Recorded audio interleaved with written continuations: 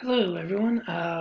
Welcome back. Remember to watch the first part of this video, which has most of the lecture on government and politics. I'm going to finish up just a few slides. This is going to be a very short lecture. And then I've posted a video. It's a documentary. It's a good thing to watch. It's about surveillance capitalism, which I'll talk about in a moment. And it will kind of be our segue into the world of, into the chapter in the world of work and economy. Now, one of the reasons I'm playing this video is because it will give me some time to dramatically update my lecture slides. Just, everything that's happened in the economy over the last couple of weeks. Really requires an update to what we think about the economy, where it's headed, and so on. But to understand that, we'll need to look at what the economy was like beforehand and sort of where it's going now. So we're living in an age of probably dramatically increased surveillance. We've already been sort of entering this new world over the last several decades and several years.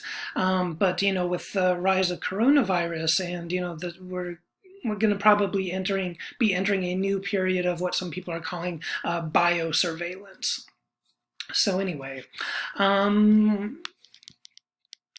this means that even before coronavirus and this sort of stronger government controls we see being enacted, many countries in the world have been drifting towards a greater authoritarian state.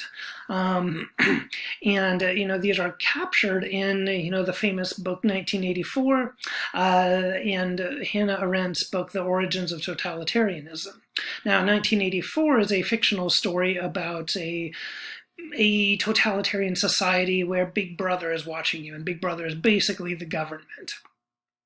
The Origins of Totalitarianism really talks about the emergence, the history and the emergence of Nazism and Soviet communism, and some of the historical forces that led to these movements.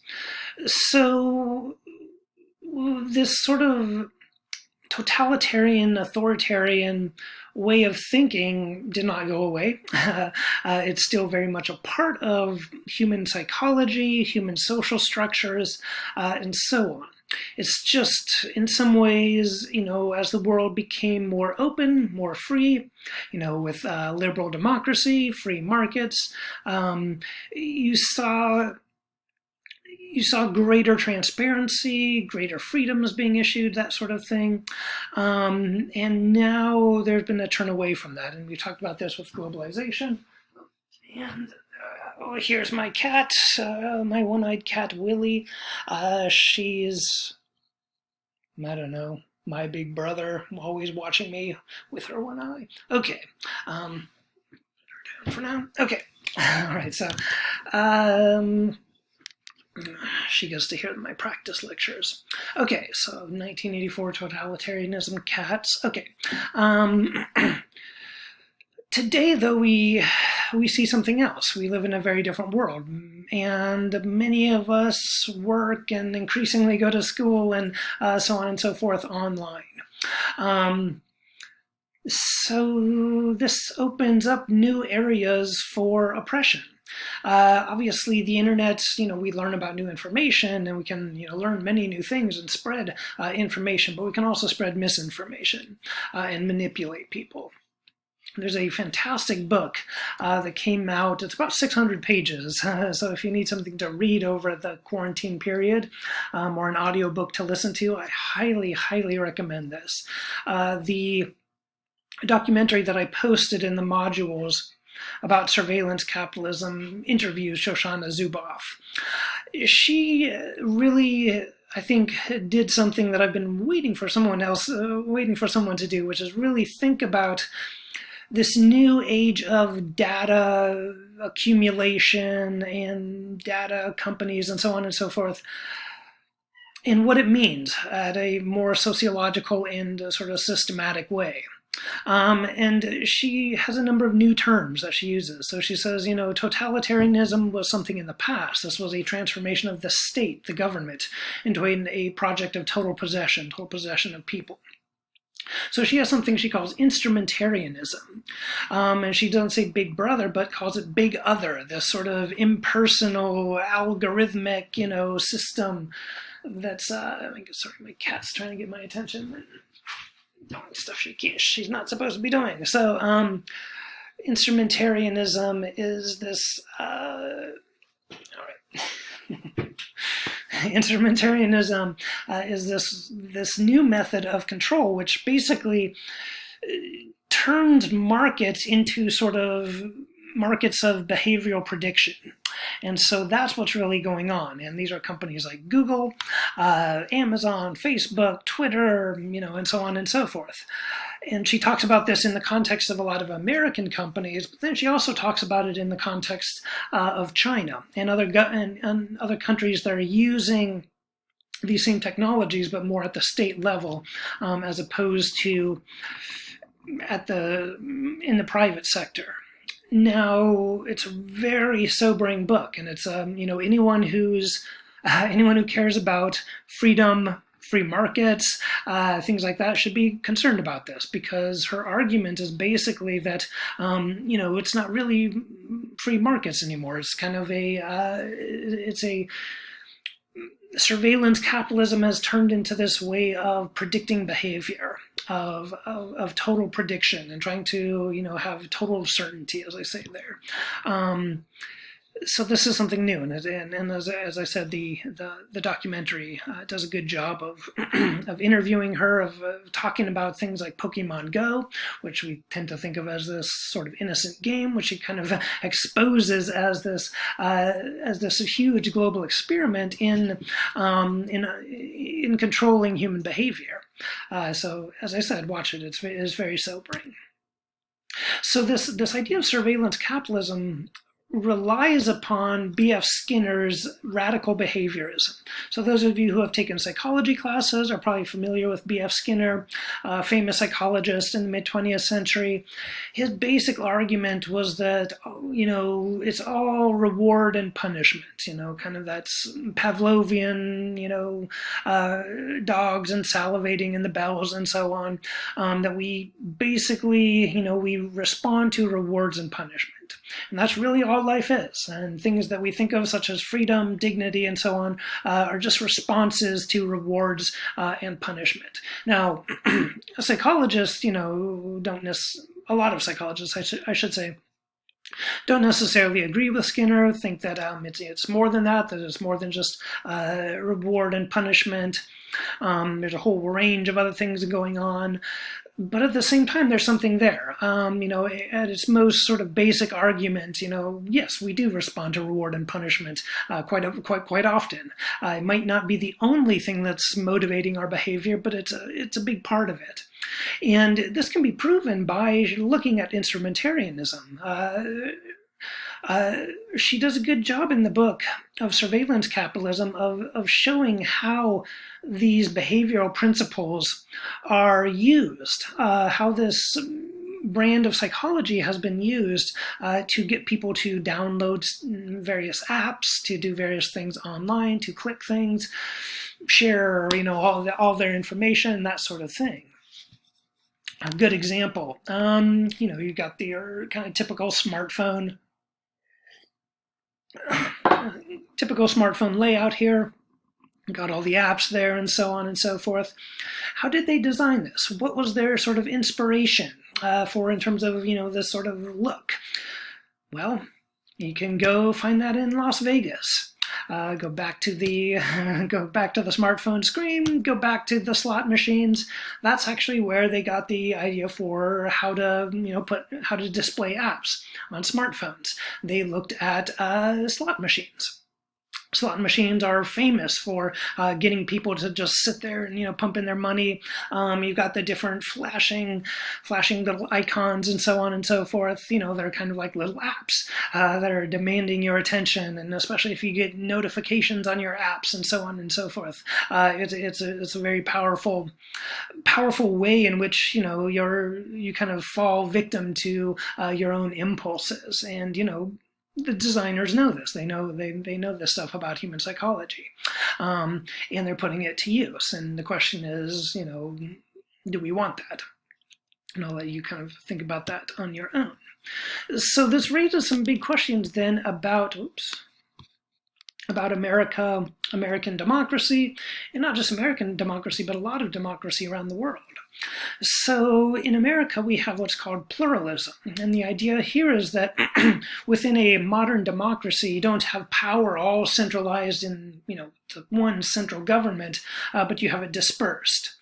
And this can take the form of American federalism, where you have power dispersed to the states and local level, as well as the political party system. You have different political parties that have different powers, and within them you have different subsections.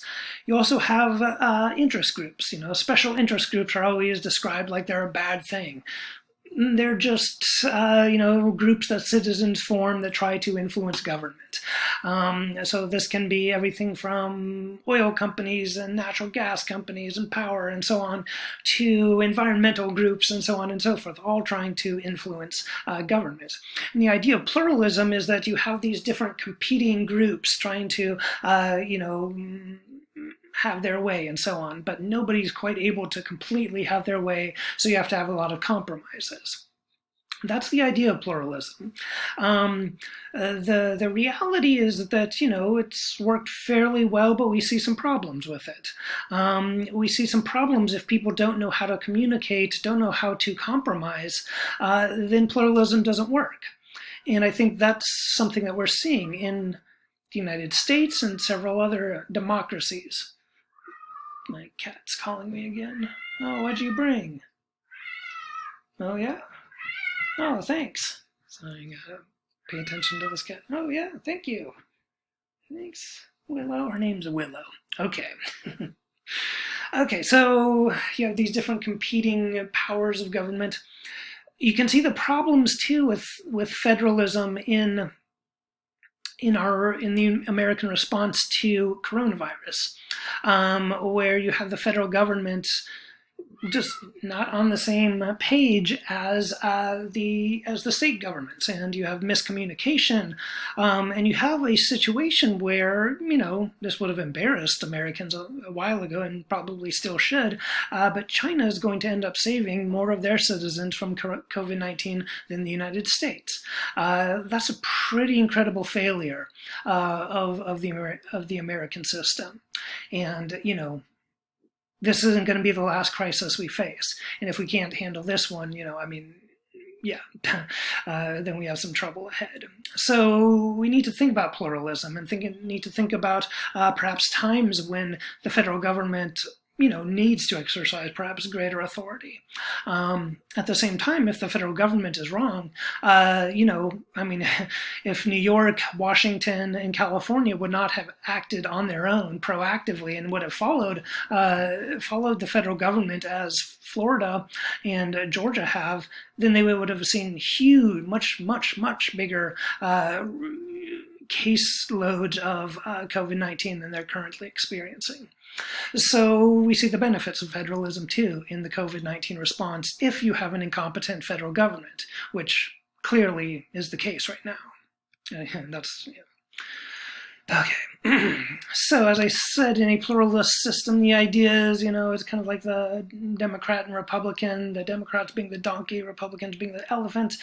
In the one picture, you've got them, embracing and holding arm in arm. That's sort of how it's supposed to be. Yeah, they're different, they disagree, but, they're still, they're disagreeing cordially. But the reality is more like the boxing cartoon where, just they're angry, they hate each other, they're just ready to fight, and so on and so forth. That's no way in which to run a society, to live in a country. So we kind of need to think about how we move forward. Then there are other parties such as the Libertarian Party, the Green Party, that tend to be pretty small and electorally, for the most part, insignificant. Sometimes they can have impacts, but for the most part, they don't play a huge role in American politics. Now, just kind of wrapping up on government. You have, if you remember, we talked about C. Wright Mills, the sociological imagination, where he talked about how, this is the idea that we're able to take our personal issues and recognize that they're part of broader social trends. We can think about our health, for example, and think about the broader trends and how it plays a role in COVID-19 and that sort of thing. So C. Wright Mills wrote that book that's kind of fundamental for sociology. He also wrote another very important book called The Power Elite, where he kind of pointed out that, yes, we have a pluralist system where a lot of power is distributed and decentralized and so on. But he said at the same time, there's still this sort of elite group of people that tend to go from being in the corporate sector to military to government, and sort of in a revolving door back and forth between these institutions. And he made the argument that this is not necessarily a good thing, that this could be problematic. It was basically about the same time that Dwight D. Eisenhower, when he was president, gave his final speech to the nation and warned of the rise of the military-industrial complex. And he warned, he was a general, remember? He led the U.S. forces against the Nazis in World War II and then became president in the 1950s. And so he was a general. And he was, not some peacenik or something like this. But he was nonetheless worried. He saw that America was not able to sort of de-escalate its military production after the Second World War. And he warned of a military-industrial complex. Now, what a lot of people don't know is that it was initially called the Military-Industrial Congressional Complex, and his advisors told him to remove the word congressional. Well, why did he say congressional? Because you have different factories around the country that make different parts of military equipment. So if there's some, say, bomber that's obsolete, and the government wants to cut it because, it's a $2 billion program or something like this, it's not really up to date and so on, that means that you have thousands of people around the country that would lose their jobs if it were shut down. So you have Congress people who know this and, tell them, no, you can't, we're not going to cut out that program, otherwise my constituents will be out of work. So the Congress kind of propels this military production of stuff that's not necessary. There's some stuff that's, truly obsolete from a military and strategic perspective. So, why did he remove it then? Well, his advisors said, we don't want to start, a conflict between the executive and the legislative branches. And he said, okay, for the well-being of the broader country and the system, I'll do that.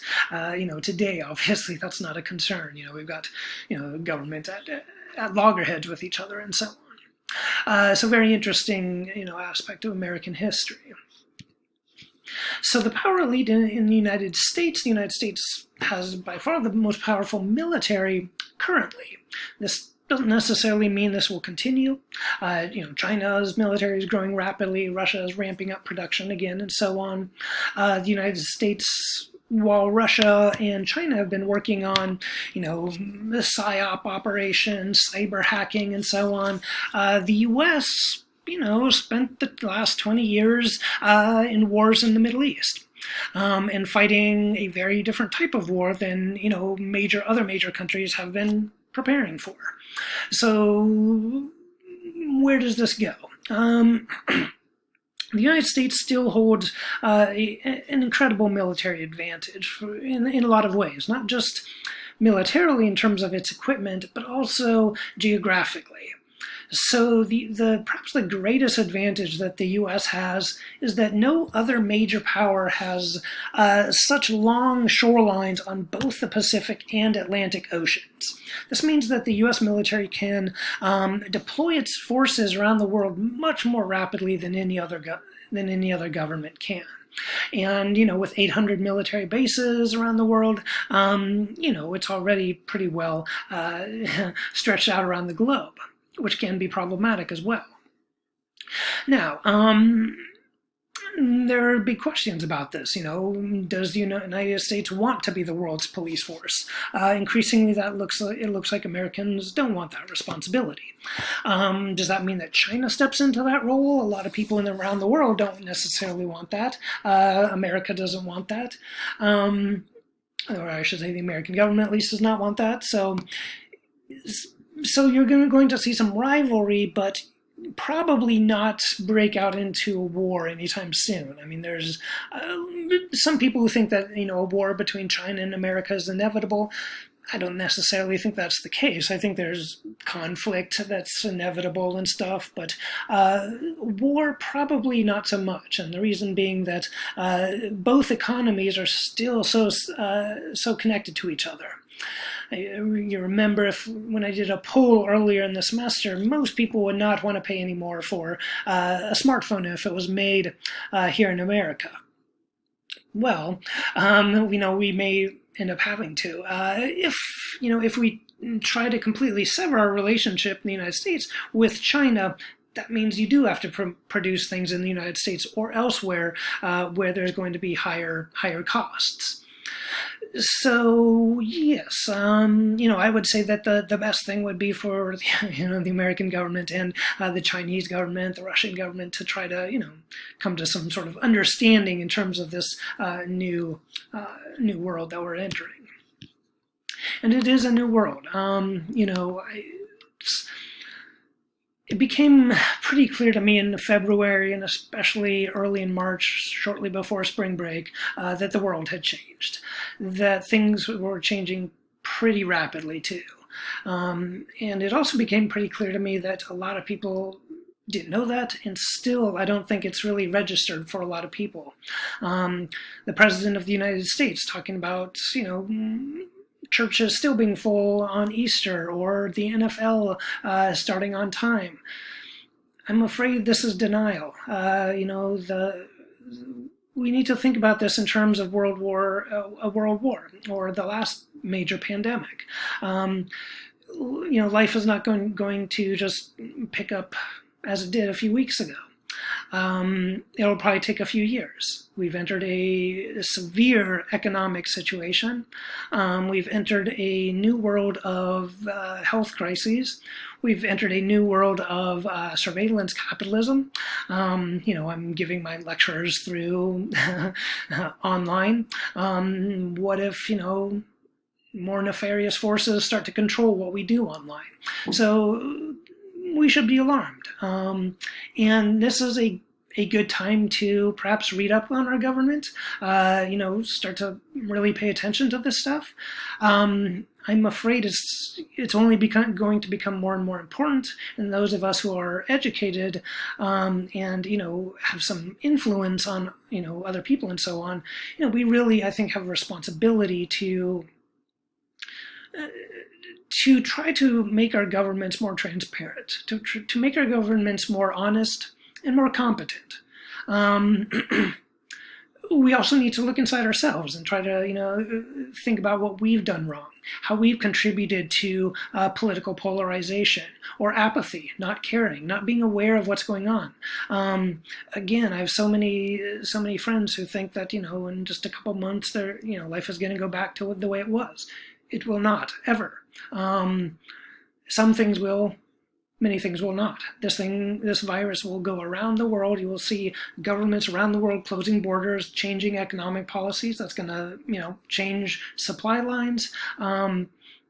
it's a very new world. So I would, strongly recommend starting to learn and really pay attention to the systems of governance that we have.